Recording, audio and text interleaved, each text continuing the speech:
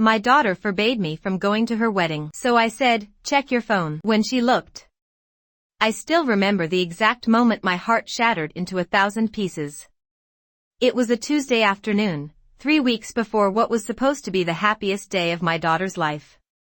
I was sitting in my kitchen, the same kitchen where I had taught Emily to bake cookies when she was 7, where we had laughed over burnt pancakes and cried over her first heartbreak. The afternoon sun was streaming through the window, casting long shadows across the worn wooden table that had witnessed 30 years of family meals, arguments, celebrations, and everything in between.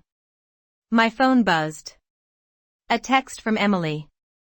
My chest tightened with that familiar flutter of maternal excitement, expecting wedding details, maybe a question about the guest list or what color dress I should wear.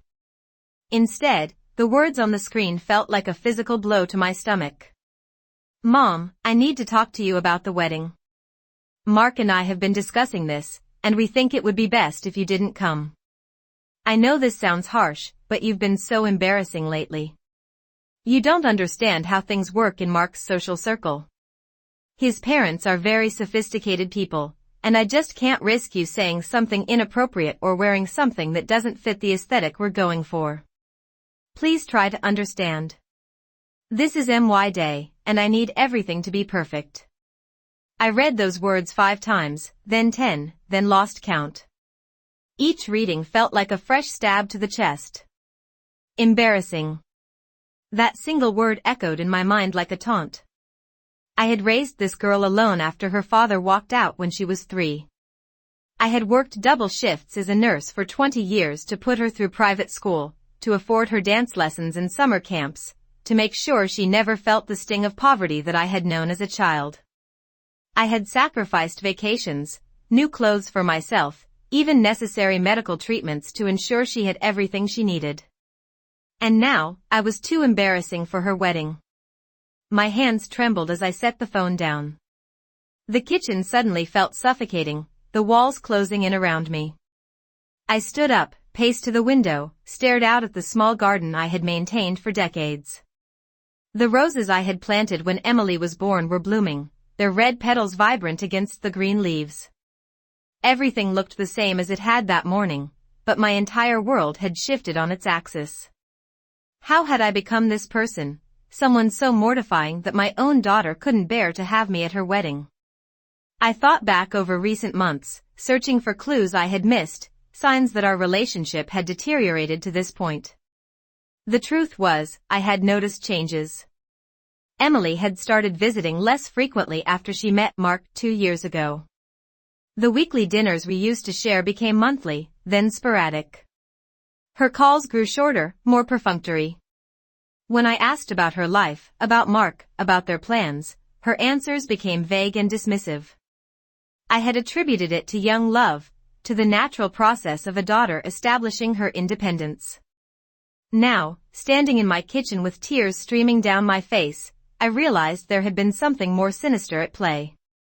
Something I hadn't wanted to see because acknowledging it would have meant accepting that I was losing my daughter. Mark.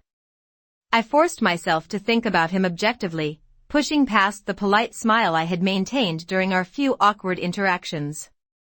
He was 32, 3 years older than Emily, a financial advisor with slicked back hair and teeth that were too white, too perfect. He dressed in expensive suits and drove a BMW that seemed beyond what a financial advisor should reasonably afford. He had a way of looking at people, assessing their worth with cold, calculating eyes before deciding whether they deserved his attention. I had felt that gaze on me during our first meeting, had seen the dismissal in his expression when he learned I was a retired nurse living on a modest pension. Emily had been so eager for my approval that day, her eyes shining with desperate hope as she introduced us. I had smiled and said all the right things because seeing her happy had been all that mattered. But there had been moments, small interactions that had sent up red flags I had chosen to ignore. Like when Mark had casually asked about my retirement funds during that first dinner, his questions framed as friendly concern but feeling invasive, probing. Or the time he had offered to help me reorganize my finances, claiming he could get me better returns on my modest savings. I had politely declined, sensing something predatory beneath his charming veneer. Emily had seemed disappointed in my refusal, which had struck me as odd at the time. Why would she care so much about whether I let her boyfriend handle my money? I picked up my phone again, reading Emily's text one more time. Something about it felt off, artificial. The phrasing didn't sound like my daughter, the girl who used to curl up next to me on the couch and tell me I was her best friend. This coldness, this calculated cruelty, it felt foreign, imported. I wondered how much of this decision had really been Emily's and how much had been Mark's influence, his poison slowly seeping into her mind, reshaping her values and priorities until she no longer recognized the woman who had given her everything. The afternoon dragged on. I tried to distract myself with housework, but every room held memories of Emily that now felt tainted. The living room where we had built blanket forts. The hallway where I had marked her height on the doorframe every birthday. Her old bedroom, which I had kept exactly as she had left it when she moved out, a shrine to my hope that she would always come home. Now it felt like a museum dedicated to someone who no longer existed, a girl who had been replaced by this stranger who found her own mother too embarrassing to acknowledge at her wedding. By evening, I had cried until I had no tears left. My eyes were swollen, my throat raw. I sat in the darkening kitchen, watching shadows lengthen across the floor, and something inside me shifted. The grief and hurt began to crystallize into something sharper, more focused. I thought about Emily's financial situation. She worked as a marketing coordinator at a small firm, decent salary but nothing extravagant. Mark claimed to be successful, but I had never seen concrete evidence of his wealth beyond the flashy car and expensive clothes. How were they affording this elaborate wedding Emily had been describing? The venue she had mentioned cost at least $30,000 just for the space rental. A cold suspicion began to form in my mind. 6 months ago, Emily had asked me to help her with a down payment on a house. She had come to me in tears, explaining that she and Mark had found their dream home but were short on the down payment. She had showed me pictures, talked about the backyard where her future children would play, the kitchen where she would host family dinners. I had wanted to be part of that vision so desperately that I had agreed without hesitation. I had liquidated $20,000 from my retirement account, money I had saved over decades of careful budgeting and sacrifice. It had hurt to part with that security, but Emily was my daughter, my only child, and I would have given her anything. But now, with this cruel text still burning in my mind, I wondered, had there ever been a house? Or had that been a lie, a story crafted to extract money from a lonely mother too desperate for her daughter's love to ask questions? I thought about other recent financial requests. Small amounts here and there, $1,000 for car repairs, $500 for a medical bill her insurance supposedly hadn't covered, $800 for her grandmother's memorial fund that Emily claimed she was organizing. I had given willingly each time, never asking for proof or receipts because that felt like a betrayal of trust. I stood up abruptly, my decision made. I needed to know the truth. I needed to understand what had happened to my daughter and whether my growing suspicions were paranoia or justified fear. I walked to the spare bedroom where I kept old boxes of Emily's things, items she had left behind when she moved out. I pulled down a dusty cardboard box labeled Emily's Electronics and rummaged through old chargers, headphones, and gadgets until I found what I was looking for. Her old iPad, the one I had bought her for college graduation. She had upgraded to a new one a year ago and left this one here, saying she didn't need it anymore. I powered it on, surprised when it still held a charge. The screen lit up, and my heart began to pound. I navigated to settings, then to iCloud, and my breath caught. She had never logged out. The device was still synced to her Apple ID, which meant it was still connected to her current phone, her messages, her photos, everything. I knew what I was about to do crossed a line, violated her privacy in a fundamental way. A year ago, I would never have considered such an invasion. But a year ago, my daughter hadn't uninvited me from her wedding with a text calling me embarrassing. My hands shook as I opened the Messages app. It took a moment to load, and then suddenly I was looking at months of conversations between Emily and Mark. I started scrolling, not sure what I was looking for, but certain I would know it when I found it. The first few messages were mundane, everyday couple talk about dinner plans and what to watch on Netflix. Then I began to see my name mentioned. I stopped scrolling, my heart hammering so hard I could feel it in my throat. Mark's message from 3 months ago made my blood run cold. Got the check from your mom deposited. 20,000, just like that. I swear, old people are so gullible. Told you that house story would work. She didn't even ask to see a contract or anything. Emily's response was worse because it was so casual, so devoid of guilt or remorse. I know, right? She's been so easy to manipulate lately. I think she's getting desperate since I don't visit much anymore. We should probably hit her up again before the wedding. Maybe tell her we need help with catering costs or something. I felt bile rise in my throat. I kept scrolling, compelled to see the full extent of the betrayal even though each message felt like a knife twisting deeper into my chest.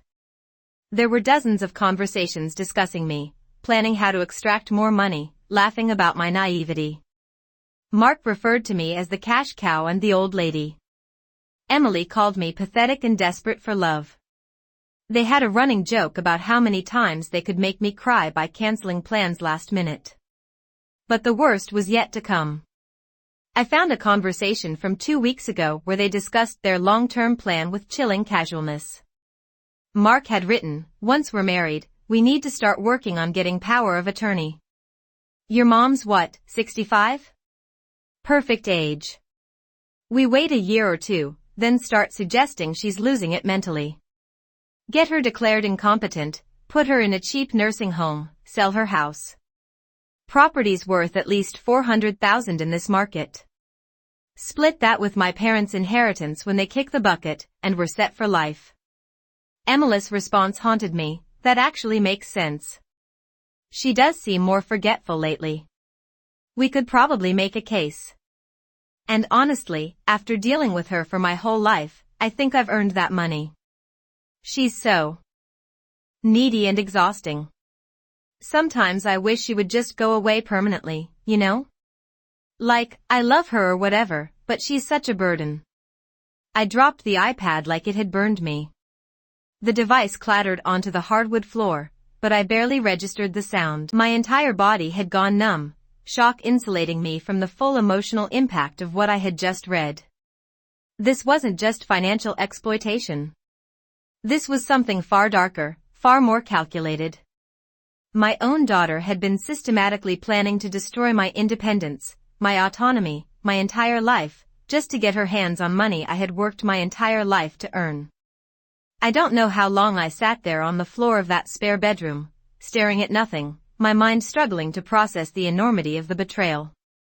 The girl I had raised, the daughter I had sacrificed everything for, saw me as nothing more than a resource to be exploited and eventually discarded.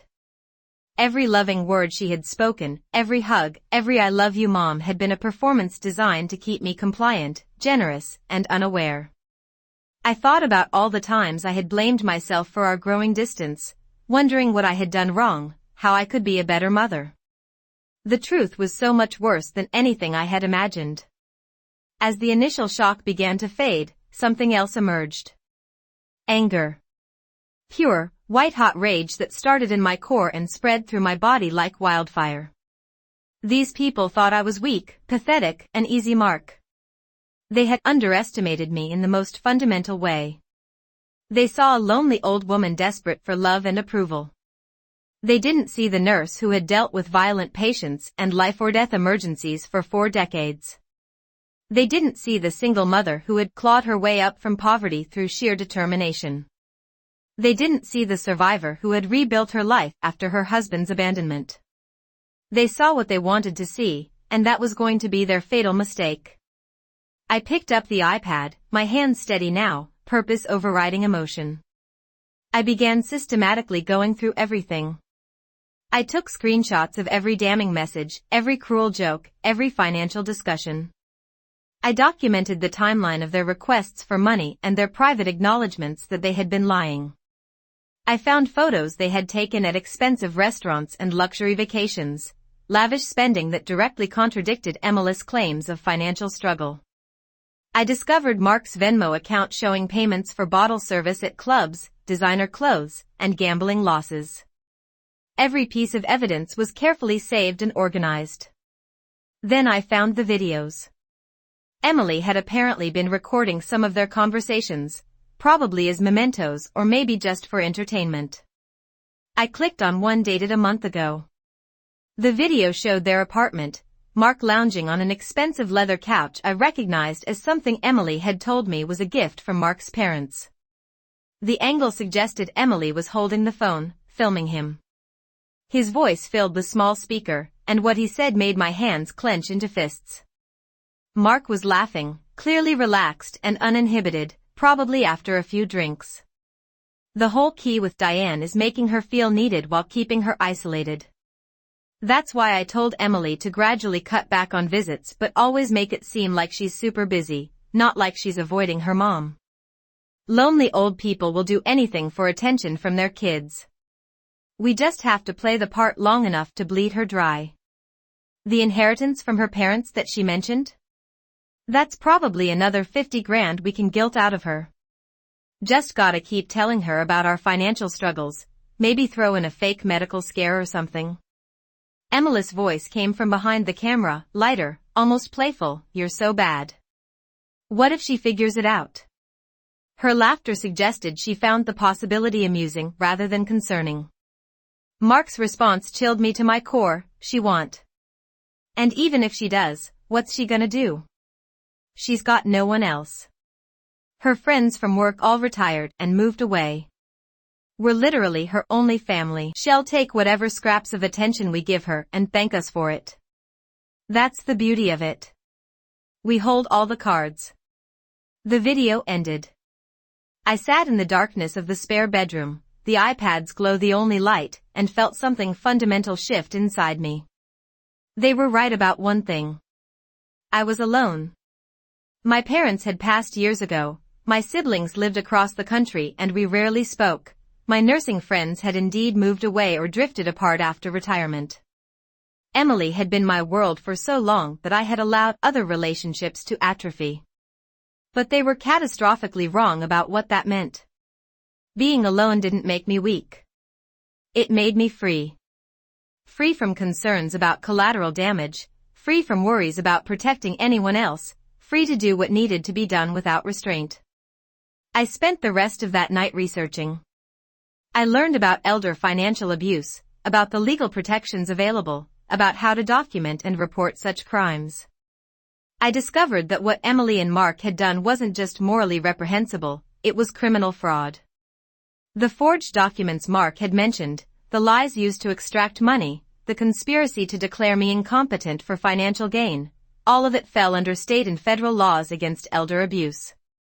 I took notes, created files, built a case that would make any prosecutor's job easy, but legal consequences alone didn't feel sufficient.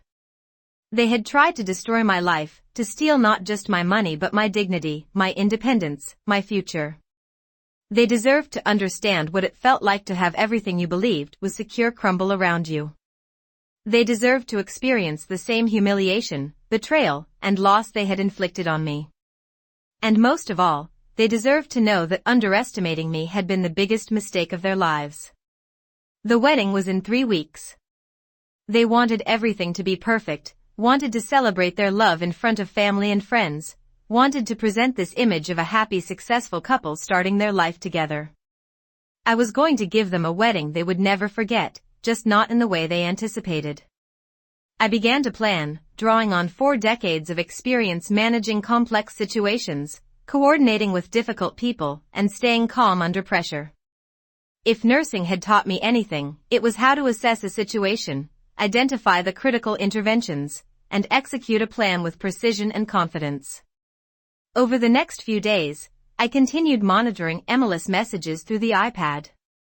I learned that Mark had a criminal history he had hidden from Emily's friends and extended family, a conviction for financial fraud against an elderly client when he had worked at a previous firm. He had served probation and claimed it was all a misunderstanding, but the court documents I found told a different story. He had systematically stolen from a 73-year-old widow, forging her signature on documents that transferred her assets to accounts he controlled. He had only been caught because the woman's son, who lived out of state, had visited unexpectedly and noticed irregularities. This information was gold. Emily knew about Mark's past but had hidden it from everyone, including her friends who were serving as bridesmaids. In their messages, Mark and Emily discussed how to keep this information suppressed, worried that if people knew about his conviction, questions might be raised about their financial situation. They had created an elaborate backstory about Mark's supposed success in real estate investments to explain their lifestyle. The truth was, most of their spending was financed by credit cards they maxed out regularly and money they had stolen from me. I also discovered that they hadn't actually paid for the wedding venue yet. They had put down a small deposit but owed the remaining balance of $28,000, due 1 week before the ceremony. Their plan was to ask me for money to cover it, probably with some story about last-minute catering costs or floral arrangements. The venue had already sent several reminder emails that Emily had been ignoring. This gave me leverage I could use when the time was right. But I needed more than just evidence and leverage. I needed a platform, a moment where the truth could be revealed in a way that maximum impact, where Emily and Mark couldn't deflect or make excuses, where everyone who mattered would see them for who they truly were. The wedding rehearsal seemed perfect. It would be attended by the bridal party, both sets of parents, the officiant, and close family. Large enough to ensure word spread quickly, but small enough to be manageable. I began to prepare my presentation. I created a video compilation using the recordings Emily had made, adding screenshots of their text messages, bank transfer receipts showing money I had sent, and public records showing Mark's criminal conviction. I worked with a clarity and focus I hadn't felt in years, each element of the plan falling into place with satisfying precision. I felt like I was back in the ER, managing a complex trauma case where every decision mattered and there was no room for error. 1 week before the wedding, Emily finally called me. Not a text this time, an actual phone call. My heart didn't flutter with hope this time. I knew exactly why she was reaching out. I let it ring 3 times before answering, keeping my voice steady and warm. "Hello, sweetheart." Emily's voice was syrupy sweet, the fake affection so obvious now that I knew the truth. "Hey Mom. Listen, I know things were weird with that text about the wedding. I was just stressed and Mark's mom was in my ear about keeping things small. But I've been thinking, and of course I want you there. You're my mom." I let the silence stretch just long enough to make her uncomfortable before responding. "Oh, Emily, that means so much to me. I've been so heartbroken." She jumped on that, her voice dripping with false concern. "I know, I'm so sorry. I was being ridiculous. Actually, that's partly why I'm calling. We've run into a little problem with the final payment for the venue, and I was hoping maybe you could help us out. It's just $15,000. We'll pay you back right after we get the wedding gifts and Mark's bonus from work comes through." $15,000. They couldn't even be honest about the actual amount owed. I took a deep breath, preparing to play my role. "Of course, honey. Anything for your special day. When do you need it?" The relief in her voice was palpable, sickening. "Oh Mom, you're the best. Could you possibly transfer it by tomorrow? The venue is being really pushy about the deadline. I'll text you the account information." I transferred the money the next morning, watching my bank balance drop and feeling nothing but cold satisfaction. This was an investment in their destruction, money well spent. Emily sent a brief thank you text with 3 heart emojis, then went silent again. No invitation to any pre-wedding events, no questions about what I might wear or whether I needed help with transportation. The lack of genuine care was so blatant it would have devastated me a week ago. Now it just confirmed everything I already knew. The day of the rehearsal arrived. I dressed carefully, choosing a simple but elegant navy dress that made me look professional and composed. I did my makeup with more attention than usual, wanting to appear put together and credible. I packed my tablet loaded with all the evidence, and a small remote that would allow me to control the presentation from across the room. I had spent 2 days learning how to mirror my tablet to any nearby smart TV or projector screen using a screen mirroring app. Technology had never been my strong suit, but desperation and YouTube tutorials were excellent teachers. The rehearsal was held at the venue, an upscale event space with floor-to-ceiling windows overlooking a manicured garden. I arrived 30 minutes early, before any of the wedding party. The event coordinator was in the main room, adjusting chairs and testing the sound system. I approached her with my friendliest smile, introducing myself as the mother of the bride. I explained that I wanted to surprise Emily with a special slideshow, a tribute to her childhood that I would present during the rehearsal dinner. Could I possibly test the projection system to make sure my video would display correctly? The coordinator was happy to help, touched by what seemed like a sweet maternal gesture. She showed me how to connect to their wireless display system, helped me test the connection, and assured me everything would work perfectly. I thanked her profusely, my heart pounding but my hands steady. Everything was in place. Guests began to arrive. I watched from a corner seat as Emily and Mark entered, both dressed impeccably, both glowing with the confidence of people who believed they had everything figured out. Emily's bridesmaids clustered around her, cooing over her dress and makeup. Mark's groomsmen clapped him on the back, making crude jokes about marriage that earned forced laughs. Emily's eyes scanned the room and landed on me. For just a moment, I saw calculation in her gaze, assessing whether my presence would cause problems. Then she pasted on a smile and waved, a gesture so dismissive it didn't even require her to walk over. Mark's parents arrived next. I had met them twice before, both brief encounters where they had made their opinion of me clear through pointed remarks about education and social status. They were old money, the kind of people who believed their wealth made them better than everyone else. They settled into seats near the front, looking around the venue with expressions that suggested they found everything slightly beneath their standards. The officiant called everyone to attention, beginning to explain how the ceremony would proceed. I waited patiently through 15 minutes of instructions about processional order and vow timing. Then, during a break while the bridal party practiced walking down the aisle, I pulled out my phone. My fingers hovered over the screen for just a moment, one last chance to change course, to take the high road, to be the bigger person.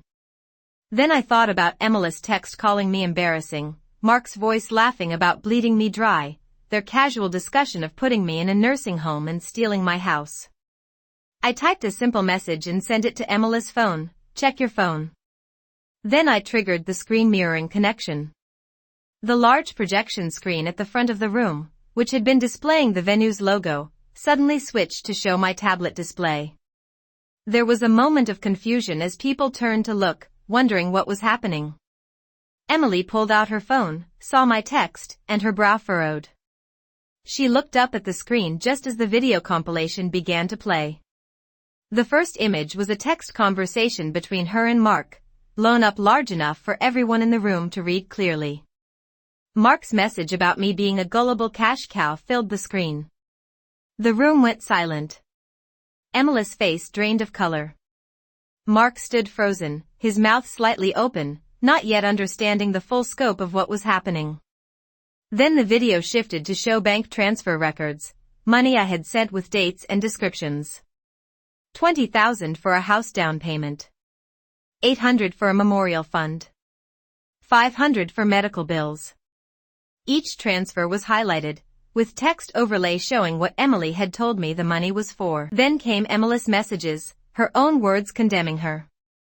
Screenshots of her calling me pathetic and desperate, saying she wished I would just go away permanently, discussing plans to have me declared incompetent.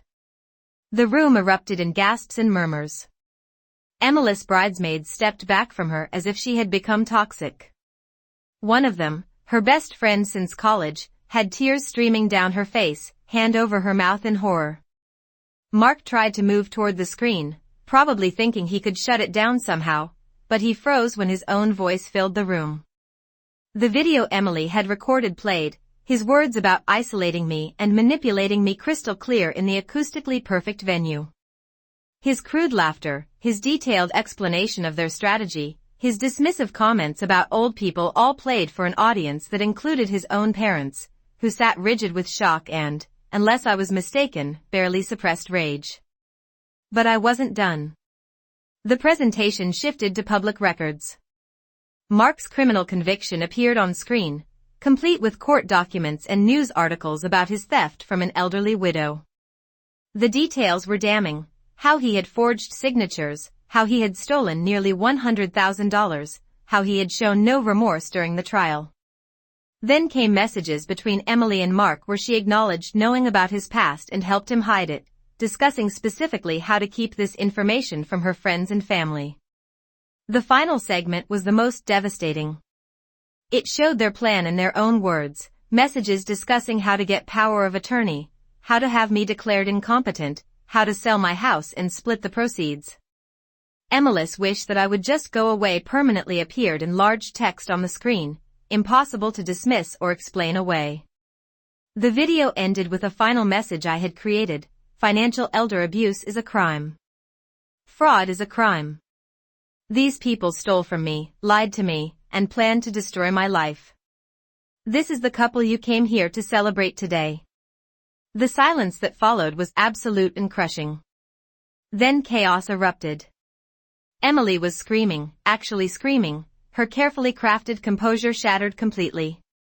She turned on Mark, hitting his chest with her fists, shrieking about how this was his fault, how he had promised no one would ever find out. Mark was trying to grab her hands, his face red, his voice raised as he tried to explain, to deflect, to regain control of a situation that had spiraled catastrophically beyond his management. Emily's bridesmaids had backed away completely, forming a cluster near the door, whispering frantically among themselves. One of them was already on her phone, undoubtedly spreading the news to everyone who hadn't been present. Mark's groomsmen looked like they wanted to disappear into the floor. His parents sat frozen in their seats, their faces masks of fury that I suspected was directed as much at their son as at the situation itself. The officiant, a kind-faced woman in her 50s, approached me quietly. "I'm so sorry this happened to you." She said it with genuine compassion, not a trace of judgment for the scene I had just orchestrated. I nodded, unable to speak past the lump in my throat. Despite my careful planning, despite my righteous anger, watching my daughter's life implode in real time hurt in ways I hadn't fully anticipated. Emily finally spotted me sitting calmly in my corner seat.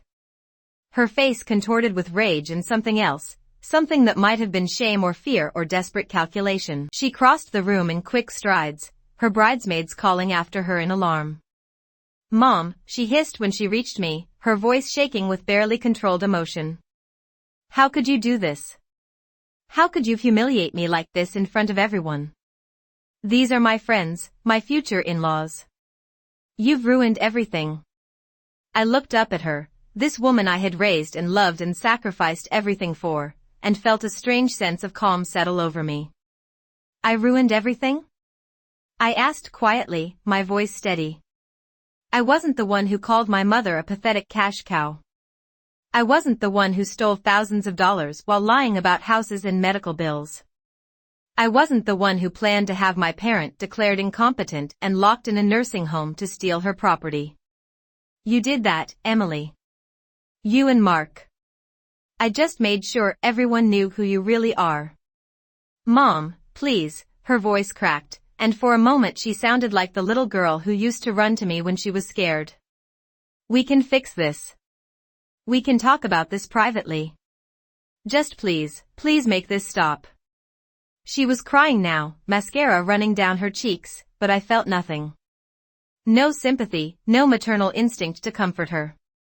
Those feelings had been burned away by months of lies and cruelty.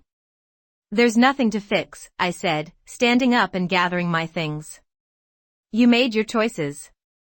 You decided I was nothing more than a source of money to exploit. You laughed about manipulating me. You wished I would die so you could inherit my property. Those were your words, Emily. Your feelings. And now everyone knows exactly who you are. Mark had approached during our exchange, and now he tried to interject, his voice taking on a pleading quality. Diane, please. I know how this looks, but you have to understand, Emily and I were just venting. People say things they don't mean when they're stressed. We never actually intended to go through with any of it. We love you. The lies came so smoothly, so easily. I turned to face him fully, and he actually took a step back at whatever he saw in my eyes. Don't you dare, I said, my voice low and hard. I have recordings, Mark. Videos, texts, bank records. I have documentation of every lie you told, every dollar you stole. And I've already sent all of it to the district attorney's office. You're not talking your way out of this. His face went pale. The district attorney? The fear in his voice was satisfying in a primal way. What are you talking about? You can't just involve the police in a family dispute. This isn't a family dispute, I corrected him. This is elder financial abuse. It's fraud. It's a felony. And given your prior conviction for essentially the same crime, you're looking at serious prison time. Mark's mother had risen from her seat and was approaching now, her expression glacial. Is this true? She demanded, looking at her son with something approaching disgust. Were you stupid enough to commit fraud again? After everything your father and I did to protect you the first time? Mark turned to his mother, his confidence crumbling. Mom, I can explain. She cut him off with a sharp gesture. Don't. Just don't. She looked at me, and I braced for an attack, but what came was unexpected. My husband and I will not be associated with this. We'll be contacting our attorney to discuss how to distance ourselves from whatever legal consequences follow. She turned back to Mark. You're on your own. We're done cleaning up your messes. The event coordinator approached hesitantly, clearly way out of her depth. I'm going to have to ask everyone to leave. We've received complaints from other clients in the building about the disturbance. The rehearsal is over. Emily let out a sound somewhere between a laugh and a sob. This can't be happening. The wedding is in 6 days. We've sent invitations. People have made travel arrangements. I don't think you'll need to worry about that, one of her former bridesmaids said coldly. I'm certainly not coming. And I'm going to make damn sure everyone knows what kind of person you really are. The other bridesmaids murmured agreement, already heading for the exits. The groomsmen followed, leaving Mark standing alone looking shell-shocked. I walked toward the door, my purpose accomplished, ready to leave this place and these people behind. But Emily grabbed my arm, her grip desperate. Mom, wait. I'm sorry. I'm so sorry. Please, we can fix this. I'll pay back the money. I'll do whatever you want. Just please don't press charges. Please don't ruin my life. I gently removed her hand from my arm. You ruined your own life, Emily. You made these choices. You decided I was expendable. You wished I was dead. Those are facts, not exaggerations. And now you have to live with the consequences of who you decided to become. But I'm your daughter, she whispered, and there was real anguish in her voice now. Doesn't that mean anything to you anymore? I felt something crack in my chest, a hairline fracture in the armor I had built. Yes, I said quietly. It means you'll always remember the little girl you used to be, the one who loved me. But that girl is gone, Emily. You killed her when you decided greed was more important than family. The woman standing in front of me now is a stranger. A criminal. And I'm not going to let nostalgia for who you used to be allow you to victimize me further. I left then, walking out of the venue into the bright afternoon sunlight. Behind me, I could hear Emily's sobs, Mark's raised voice trying to regain control, the continued chaos of a carefully constructed facade crumbling into ruins. I got into my car, drove home, and sat in my kitchen, the same kitchen where this had all begun with a single cruel text. The next 3 days were a whirlwind. The video went viral within hours. Someone at the rehearsal had recorded portions of it on their phone and posted it to social media. Local news stations picked up the story. Headlines screamed about a bride exposed for elder abuse at her own wedding rehearsal. My phone rang constantly with interview requests, messages of support from strangers, and calls from the district attorney's office confirming they were moving forward with criminal charges against both Emily and Mark.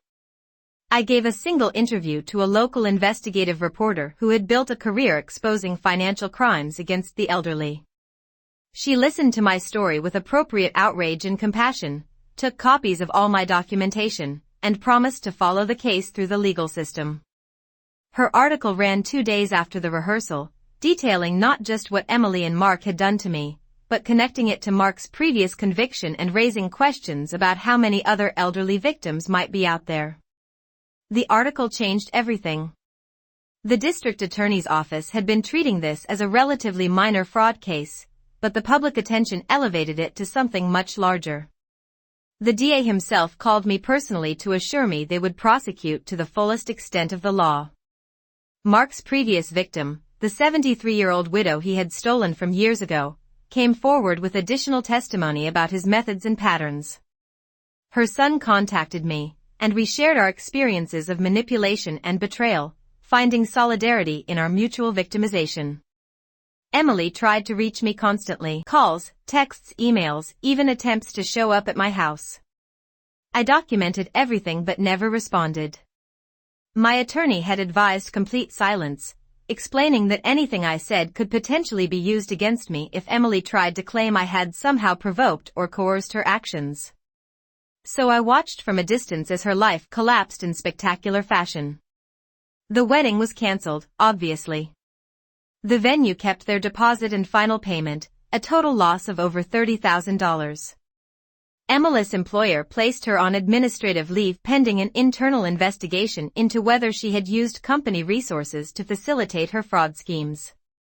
Several of her friends published statements on social media denouncing her behavior and expressing support for me. Her social media accounts, once filled with carefully curated images of her perfect life, were deactivated after being flooded with thousands of condemning comments. Mark faced even harsher consequences. His financial advising license was immediately suspended pending investigation. His employer terminated him within 48 hours of the video going public, issuing a statement about zero tolerance for unethical behavior. His previous employer, where he had committed the first fraud, released records showing the full extent of that conviction, details that Mark had successfully kept quiet for years. The parole violation from engaging in similar fraudulent activities triggered an immediate warrant for his arrest. I watched the news coverage of Mark being led out of the apartment he shared with Emily in handcuffs. The cameras captured his orange jumpsuit, his face twisted with rage and humiliation, his shouted protests that this was all a misunderstanding. Emily stood in the doorway of their apartment, watching the man she had chosen over her own mother be taken away by police, and I felt a twinge of something. Not quite sympathy, but a recognition of how completely she had destroyed her own life through greed and cruelty. The legal process moved faster than I expected. Mark's bail was set at $50,000, an amount neither he nor his parents were willing to provide. He remained in county jail awaiting trial. Emily was released on her own recognizance, but the judge imposed strict conditions including surrendering her passport and wearing an electronic monitoring ankle bracelet. The humiliation of that device, visible to everyone she encountered, seemed to break something in her. She stopped trying to contact me, stopped posting on social media, stopped appearing in public at all. My stolen money was frozen by court order, what remained of it at least. They had already spent nearly $15,000 on the wedding venue and another $8,000 on Mark's gambling debts and luxury purchases. But the court assured me I would be able to claim restitution as part of the criminal proceedings and would likely recover most if not all of the stolen funds. It was small comfort considering I would never recover the years of emotional manipulation and betrayal. The trial was set for 6 months out. My attorney explained that while most fraud cases took much longer to get to trial, the public attention and Mark's prior conviction had accelerated the process. In the meantime, I was left to rebuild my life and process the magnitude of what had happened. I started seeing a therapist who specialized in familial betrayal and elder abuse. The sessions were painful, forcing me to confront not just Emily's actions but my own role in enabling her behavior for so many years. I realized I had taught Emily that unconditional love meant accepting any treatment, enduring any hurt, forgiving any transgression.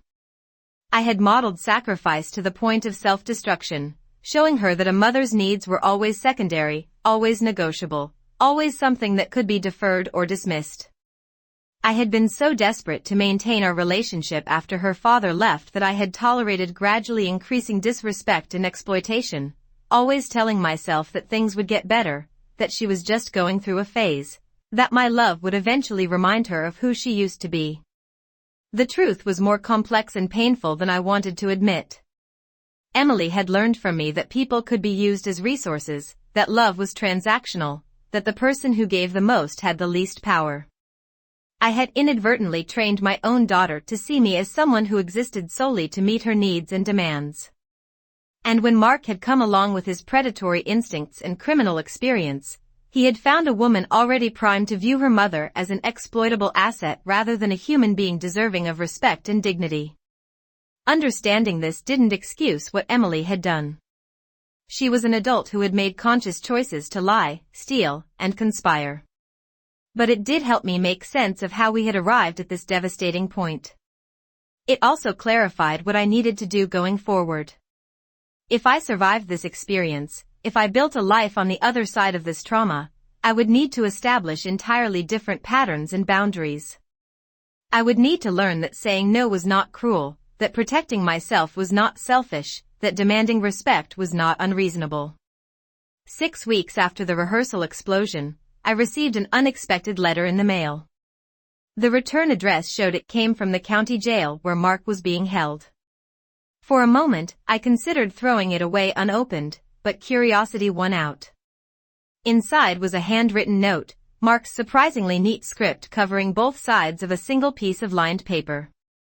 The letter was a masterclass in manipulation, starting with expressions of remorse and apology before gradually pivoting to justifications and excuses. He claimed Emily had been the mastermind, that he had been reluctant but had gone along to make her happy. He insisted he had genuinely cared for me and had struggled with guilt over their plans. He suggested the video recordings had been taken out of context, that their private venting didn't reflect their true feelings or intentions.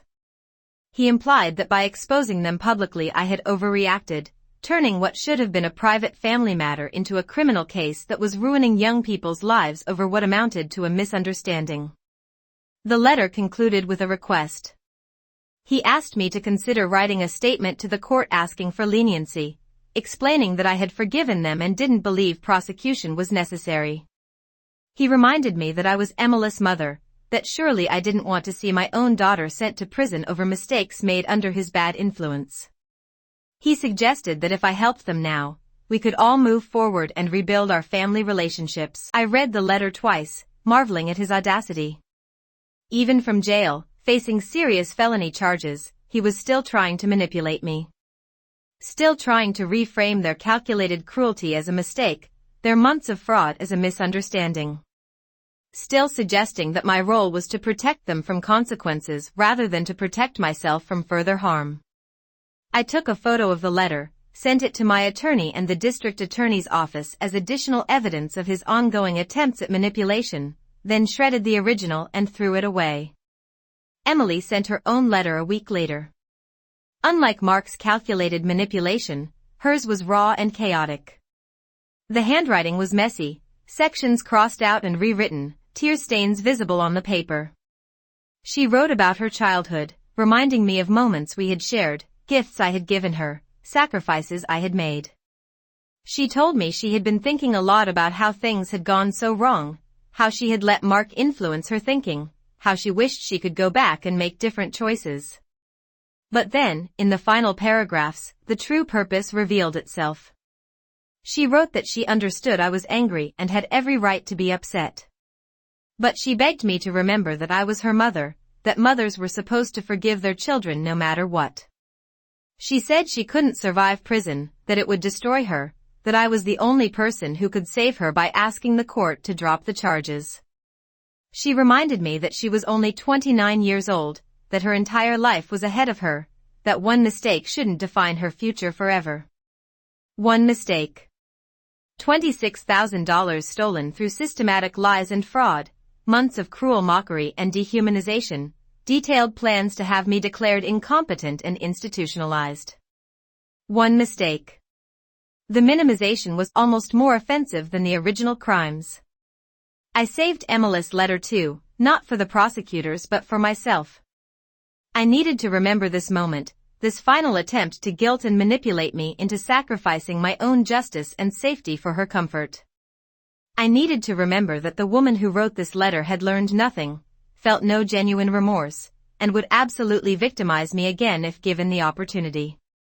3 months after the rehearsal, the preliminary hearing took place. I attended with my attorney, sitting in the back of the courtroom to observe as the prosecution laid out their case. The evidence was overwhelming. Bank records, text messages, recorded videos, testimony from the previous victim. The judge listened impassively as the assistant district attorney described the systematic nature of the fraud, the planning and premeditation involved, the vulnerability of the victim. Emily sat at the defense table looking thin and pale, wearing a conservative dress clearly chosen to make her appear young and sympathetic. Her attorney argued that she had been under Mark's influence, that she had never actually harmed anyone physically, that she was a first-time offender who deserved a chance at rehabilitation rather than incarceration. The attorney painted Emily as another victim, a naive young woman manipulated by an experienced con artist who had taken advantage of her love and trust. It was a good performance, well-rehearsed and delivered with appropriate emotion. But it fell apart when the prosecution played the videos Emily herself had recorded, videos where she was clearly the one directing and encouraging Mark's cruel comments, where she laughed the hardest at jokes about my supposed stupidity, where she casually discussed how to gradually isolate me and increase my dependence. The judge's expression hardened as he watched Emily's own evidence condemn her. This was no passive victim. This was an active co-conspirator who had targeted her own mother with calculated cruelty. Mark's hearing was even more dramatic. His attorney tried to argue that his previous conviction should not be considered, that he had paid his debt to society and this was a separate case that should be judged on its own merits. The prosecution destroyed that argument by showing how Mark had used the exact same methods in both cases, identical patterns of gaining trust, forging documents, isolating victims, and systematically stealing assets. This wasn't a relapse or a moment of weakness. This was a predator who had found his method and was repeating it compulsively. The judge bound both Emily and Mark over for trial on multiple felony counts including financial fraud, elder abuse, forgery, conspiracy, and theft. The potential sentences ranged from 5 to 15 years depending on how the jury weighed the various charges. Mark's previous conviction meant he would likely face the higher end of that range. Emily's status as a first-time offender might earn her some leniency, but the judge made it clear that the systematic nature of the crimes and the vulnerability of the victim were aggravating factors that would weigh heavily in sentencing. As I left the courthouse that day, Emily tried to approach me in the parking lot. Her attorney quickly grabbed her arm, pulling her back, clearly terrified that his client was about to violate the no-contact order that had been issued as a condition of her release. But Emily pulled free, taking several steps toward me before 2 bailiffs intervened. Even at that distance, I could see the desperation in her eyes, the need to say something, to make one more appeal for mercy or forgiveness or whatever she thought would save her. I turned away and got into my car. I had nothing to say to her.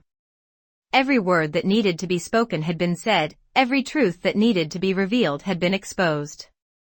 What came next was not up to me. It was up to 12 jurors who would evaluate the evidence and decide what justice looked like in this situation. My role now was to heal, to rebuild, to figure out who I was beyond being Emily's mother and Mark's victim. The months between the preliminary hearing and the trial were strange and disorienting. I sold my house, the one I had raised Emily in, unable to stand being in those rooms with all those memories that now felt poisoned. I moved to a small condo in a different neighborhood, somewhere without history or associations. I decorated it in ways I had never allowed myself before, bright colors and modern furniture that didn't match any concept of what a grandmother's home should look like. I was done living for other people's expectations and comfort. I reconnected with old friends from my nursing days, people I had neglected during my years of focusing entirely on Emily. We met for coffee, for walks, for book clubs and movie nights. They were universally supportive, expressing outrage on my behalf and admiration for how I had handled the situation. Several shared their own stories of difficult relationships with adult children, of boundaries crossed and generosity exploited. I realized I was not alone in this experience, that elder financial abuse was tragically common even if most victims never got justice. I also started volunteering at a legal aid clinic that specialized in helping elderly fraud victims. My experience made me uniquely qualified to recognize the signs of manipulation and financial exploitation that others might miss.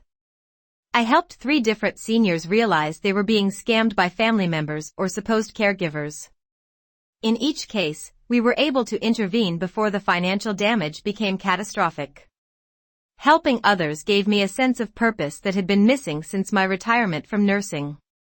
The trial finally arrived 8 months after that devastating rehearsal. The prosecution had built an airtight case, meticulously documented and supported by Emily and Mark's own words. The defense strategy was to separate the defendants, with each attorney trying to blame the other client while minimizing their own client's culpability. Mark's attorney argued he had been acting out of misguided love, trying to secure a future for himself and his fiancé through unfortunately illegal means but without malicious intent. Emily's attorney maintained she had been manipulated and controlled, too naive and trusting to recognize she was participating in crimes. Neither strategy worked. The jury saw through the deflections and excuses. They watched the videos of Mark laughing about bleeding me dry and Emily discussing plans to have me declared incompetent. They reviewed bank records showing systematic theft over many months. They heard testimony from Mark's previous victim describing identical patterns of behavior. They looked at me, a 65-year-old retired nurse who had worked her entire life only to be betrayed by the daughter she had sacrificed everything for, and they were angry. The verdict came back in less than 4 hours. Guilty on all counts for both defendants. I sat in the courtroom as the jury foreman read the decisions, one after another, each guilty verdict landing like a hammer blow. Emily sobbed openly, her head in her hands, her shoulders shaking. Mark sat rigid and expressionless, his jaw clenched so tight I could see the muscles jumping. Their attorneys looked defeated, already preparing appeals that we all knew would likely fail. Sentencing was scheduled for 6 weeks later. During that time, I was asked to prepare a victim impact statement, something I could read in court before the judge imposed the sentences. I spent days working on it, writing and rewriting until I had captured everything I needed to say. Not just about the money that had been stolen, but about the emotional devastation of realizing my daughter had wished me dead. About the loss of trust and the shattering of my identity as a mother. About the permanent damage to any possibility of relationship or reconciliation. The day of sentencing arrived. The courtroom was packed with media, supporters, and curious observers who had followed the case through months of coverage. I sat in the front row, my victim impact statement folded in my hands, waiting for my turn to speak. Mark was sentenced first. The judge reviewed his prior conviction, his pattern of targeting elderly victims, his complete lack of remorse or rehabilitation. He sentenced Mark to 14 years in state prison with no possibility of parole for at least 7 years. Mark's face went gray as the sentence was announced. 14 years. He would be 46 years old before he saw freedom again. Then it was Emily's turn. Her attorney made one final plea for leniency, emphasizing her youth, her lack of criminal history, her potential for rehabilitation. The prosecutor countered with details of her active participation, her cruel mockery of her victim, her cold calculation in planning my destruction. The judge asked if I wanted to read my victim impact statement. I stood on shaking legs and approached the podium. I looked directly at Emily as I began to read. I talked about the little girl I had raised, the sacrifices I had made, the dreams I had held for her future. I described the moment I read her text uninviting me from her wedding, the pain of being called embarrassing by the person I loved most in the world. I read some of her own messages aloud, her words about wishing I would disappear permanently, her casual discussion of having me declared incompetent. I watched her face crumple as she was forced to confront her own cruelty reflected back at her. Then I talked about the aftermath. The sleepless nights, the constant fear that I might be targeted again, the loss of my identity as a mother and grandmother to future generations. I explained that I had not just lost my daughter, I had lost my faith in my own judgment, my ability to trust, my sense of safety in the world. I described selling the home where I had raised her because I could no longer stand to be in those rooms with their now poisoned memories. Concluded by saying that while I understood she was young and had made terrible choices, those choices had been conscious and sustained over many months. She had not made one mistake in a moment of weakness. She had engaged in a systematic campaign of fraud and emotional abuse against the person who had loved her most. Whatever sentence the court imposed, it would never restore what she had taken from me. The mother she had known was gone, destroyed by her own actions, and no amount of prison time or future apology would bring that relationship back. The courtroom was silent when I finished. Emily was openly weeping, her attorney rubbing her back in a futile attempt at comfort. The judge took a moment before speaking, clearly affected by what he had heard. He acknowledged that Emily was young and that this was her first criminal conviction. But he emphasized that the severity of the crimes, the vulnerability of the victim, and the sustained nature of the fraud could not be overlooked. He sentenced Emily to 8 years in state prison with eligibility for parole after serving at least 4 years. Emily let out a wail, a sound of such anguish it seemed to come from somewhere deep and primal. 8 years. She would be 37 years old before she had a chance at freedom, middle-aged, her youth gone, her future permanently marked by felony convictions. The bailiffs moved to take her into custody, and she turned to look at me one final time. Our eyes met across the courtroom. I saw pleading in her gaze, a desperate final appeal for maternal mercy.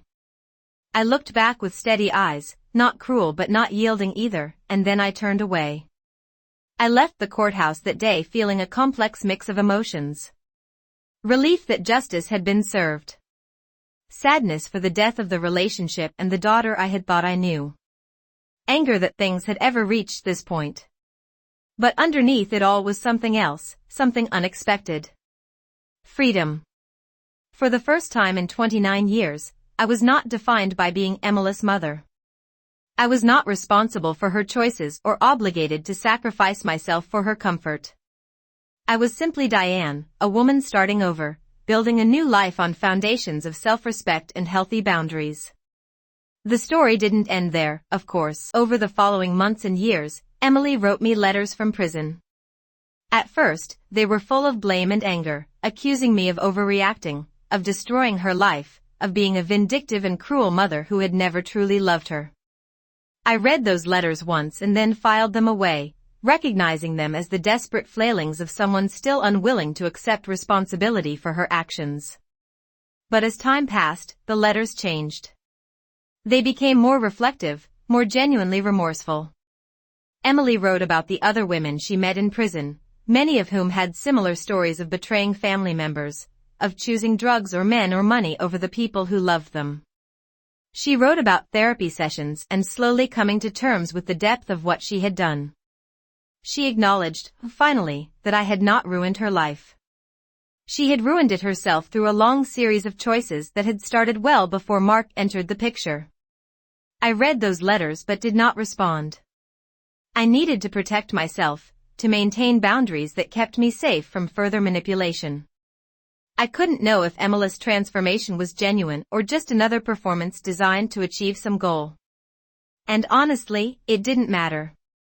What she needed to do for her own soul and rehabilitation was separate from what I needed for my own healing and peace. I built a new life in those years.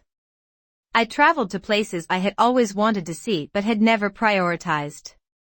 I took classes in painting and discovered I had a talent for abstract art. I developed deep friendships with other women my age who were navigating their own complicated relationships with adult children. I dated occasionally, tentatively exploring the possibility of romantic companionship after decades of being alone. I learned to enjoy my own company and my own choices without the constant background noise of obligation and guilt.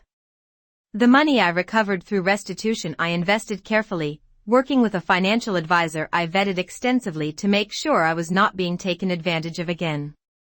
I created a budget that balanced security with enjoyment, allowing myself pleasures I had always denied in the name of saving for Emily's future or helping with her needs. I bought myself jewelry, upgraded my car, spent money on experiences rather than hoarding it for disasters that might never come. I learned that taking care of myself was not selfish but necessary, that I deserved to enjoy the fruits of my lifetime of labor. 3 years into Emily's sentence, she was granted parole eligibility. The parole board contacted me as the victim, asking if I wanted to make a statement about whether she should be released. I thought long and hard about what to say. Part of me wanted to argue for keeping her locked up longer, protecting society from someone who had proven herself capable of such calculated cruelty. But another part of me, the part that was learning to let go and move forward, recognized that this was no longer my decision to make. I wrote a brief statement for the parole board. I outlined what Emily had done and the impact it had on my life. I noted that while she had written letters expressing remorse, I could not speak to the sincerity of her transformation because I had not had contact with her. I said that I supported whatever decision the board made based on their professional evaluation of her rehabilitation and risk to the community. And I noted that regardless of whether she was released, I would not be resuming a relationship with her, that this chapter of my life was closed permanently. The parole board denied Emily's first request, determining she needed more time to demonstrate sustained behavior change. She would be eligible to apply again in another year. I received a notification of this decision but felt relatively little emotion about it. It was like hearing news about a stranger, someone whose life intersected with mine briefly but who was no longer a central part of my story.